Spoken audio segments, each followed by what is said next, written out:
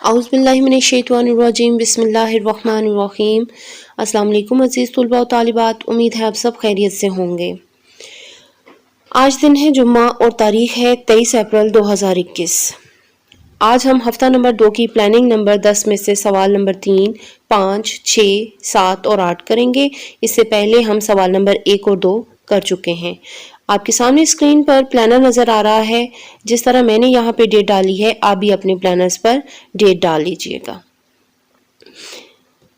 جی تو اب شروع کرتے ہیں، اپنے سوال نمبر 3 کی طرف چلتے ہیں۔ سوال نمبر 3 ہے آپ کا، مندرجہ ذیل کا مفہوم واضح کیجئے۔ پہلا لفظ ہے خیر بات کہنا۔ خیر بات کہنا کا مطلب ہے رخصت کرنا، چھوڑ دینا، ترک کر دینا۔ پھر ہے دور اندیش۔ دور اندیش کا مطلب ہے عقل مند، دور کی بات سوچنے والا۔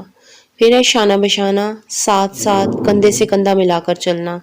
پھر ہے شرمندہ تعبیر، جس کی کوئی تعبیر ہو، تکمیل ہو۔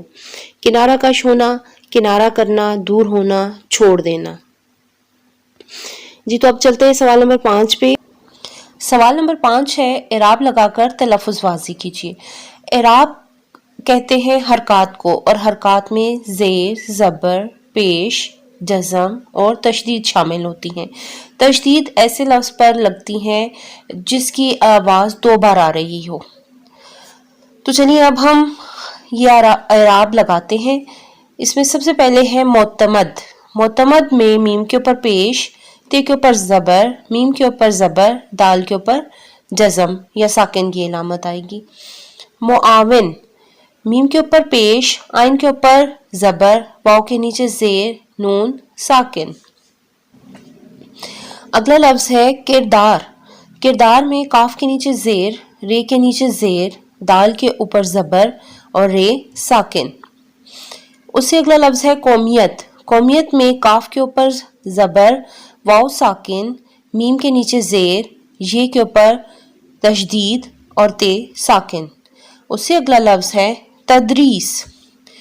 تے کے اوپر زبر، دال ساکن، رے کے نیچے زیر، یہ کے اوپر جزم اور سین کے اوپر جزم۔ یہاں سوال نمبر 5 مکمل ہوا۔ اب چلتے ہیں سوال نمبر 6 کی طرف۔ سوال نمبر 6 ہے، درج ذیل الفاظ کے مترادف لکھیں۔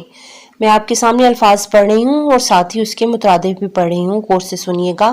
خواتین، عورتیں، قوم، ملت، اقتصادی، معاشی، قوت، طاقت، لائق، قابل یا ذہین، حیثیت، مقام، مرتبہ۔ جی اب چلتے ہیں سوال نمبر 7 کی طرف۔ سوال نمبر 7 ہے، درج ذیل الفاظ کو جملوں میں اس طرح استعمال کریں کہ ان کا مفہوم واضح ہو جائے۔ آپ کے سامنے ایک ایک لفظ کے 2 جملے موجود ہیں، لیکن جملے آپ لوگوں نے خود بنانے ہیں۔ پہلا لفظ ہے مقبولیت، جس کا مطلب ہوتا ہے شہرت۔ میں یہاں آپ کو الفاظ کے معنی بتا دوں گی اور جملے آپ نے خود بنانے ہیں۔ اگلا لفظ ہے تنظیم۔ تنظیم کا مطلب ہوتا ہے ادارہ۔ اگلا لفظ ہے پیروکار۔ پیروکار کا مطلب ہوتا ہے عمل کرنے والا یا پیروی کرنے والا۔ اگلا لفظ ہے جذبہ، جس کا مطلب ہے جوش۔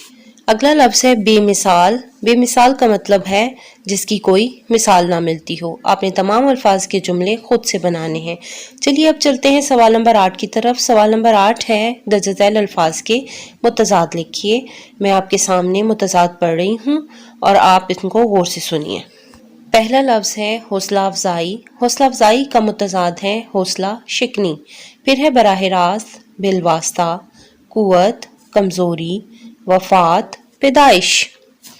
جی تو یہاں آپ کی پلاننگ نمبر 10 مکمل ہوئی۔ اب چلتے ہیں گھر کے کام کی طرف۔ آپ نے پلاننگ نمبر 10 کا مشقی سوال نمبر 3، 5، 6، 7، 8 کاپی پر کرنا ہے۔